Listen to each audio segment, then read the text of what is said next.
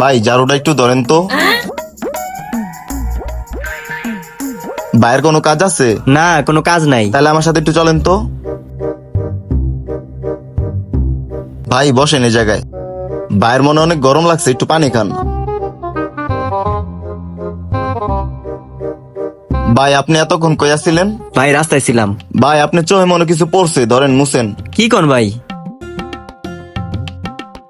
ভাই আপনার কি কিছু লাগে না? হ ভাই, গরমের দিন তো, আমার শার্ট আছে, একটা সেন্টো গেঞ্জি লাগে। তাহলে ভাই আপনি এই সেন্টো গেঞ্জিটা পরতে পারেন। ঠিক আছে ভাই, তাহলে টাকাটা রাখেন।